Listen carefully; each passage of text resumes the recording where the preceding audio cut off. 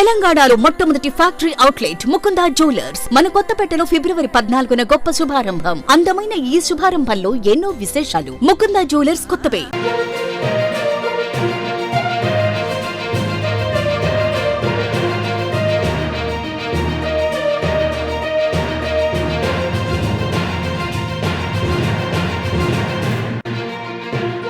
LB Nagar BRS MLA Sudheer Reddy సంచలన వ్యాఖ్యలు చేశారు. త్వరలో సీఎం రేవంత్ రెడ్డిని కలుస్తారని సుధీర్ రెడ్డి చెప్పారు.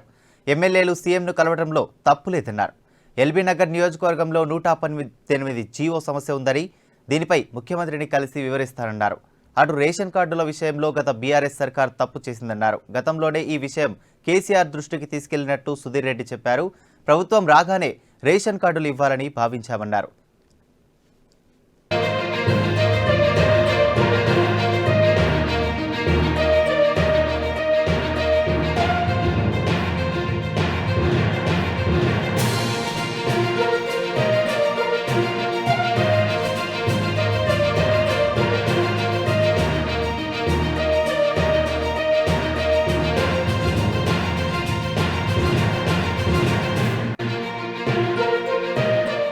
ఈ అంశానికి సంబంధించి మరింత సమాచారం మా ప్రతినిధి ప్రశాంత్ అందిస్తారు.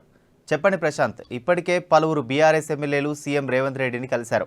మరి తాజాగా ఎల్బీ నగర్ ఎమ్మెల్యే కూడా సుధీర్ రెడ్డి కూడా మరి సీఎంని కలుస్తారంటున్నారు. మరి అసలు బీఆర్ఎస్లో ఏం జరుగుతోంది? Thank you Dev.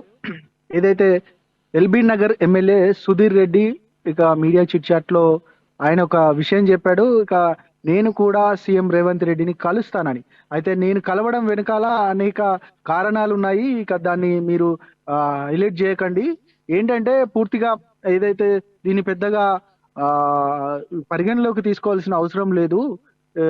ఏదైతే నేను స్థానిక సమస్యలకు సంబంధించి, ఏదైతే నియోజకవర్గానికి సంబంధించి ఇక చాలా మందికి రేషన్ కార్డులు లేకపోవడం, మేము మా ప్రభుత్వం అధికారంలో ఉన్నప్పుడే ఈ యొక్క విషయాన్ని కూడా సీఎం దృష్టికి, అప్పుడున్న సీఎం కేసీఆర్ దృష్టికి కూడా నేను తీసుకెళ్లాను. ఇక ఖచ్చితంగా మా ప్రభుత్వమే అధికారంలోకి వస్తుంది అని అనుకున్నాము. ఖచ్చితంగా ఆ యొక్క సమస్యను పూర్తిగా మేము పరిష్కరిస్తాము అని అనుకున్న నేపథ్యంలో ప్రభుత్వం మారింది.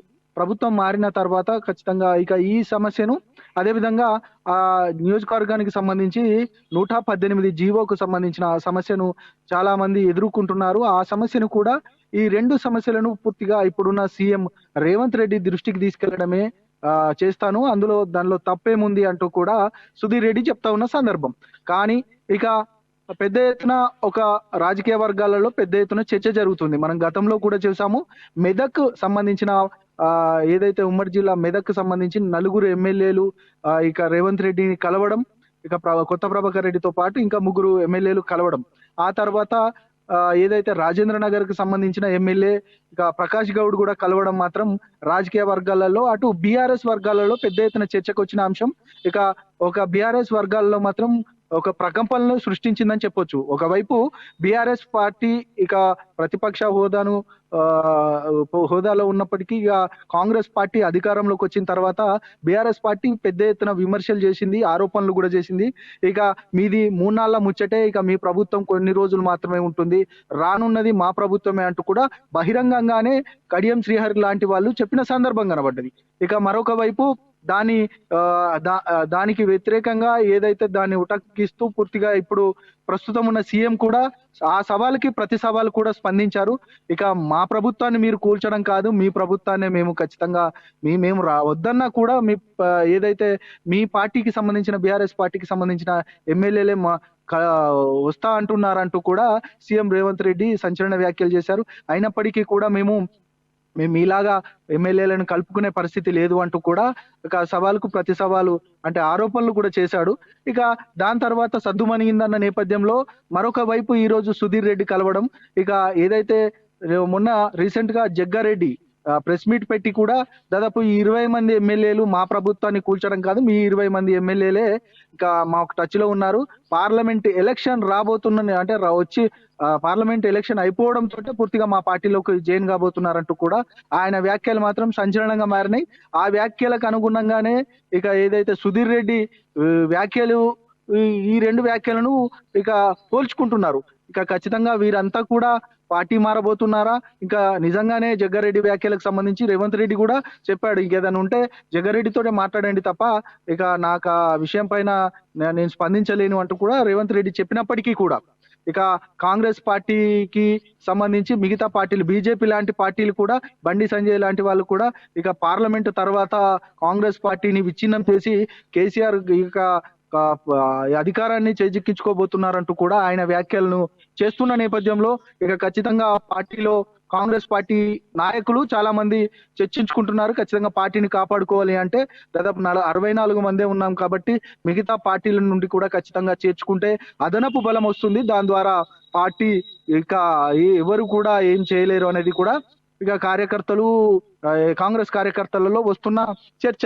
అయితే మొత్తానికి కాంగ్రెస్ ఏం చేయబోతుంది అనేది ఒక అంశం అయితే, కాంగ్రెస్ నిజంగా బీఆర్ఎస్ పార్టీకి సంబంధించిన ఎమ్మెల్యేలను లాక్కుంటుందా అనేది ఒక అంశం అయితే, ఇక బీఆర్ఎస్ పార్టీకి సంబంధించి ఇక నర్మభగ్నంగా ఏదైతే పార్టీ ఇక తక్కువ సీట్లు కోల్పోయి దాదాపు 39 సీట్లతో ఉన్న బీఆర్ఎస్ పార్టీ అధికారాన్ని చేజిక్కించుకోవాలంటే మాత్రం ఇక మిగతా పార్టీల నుంచి లాక్కోవాల్సిన పరిస్థితే.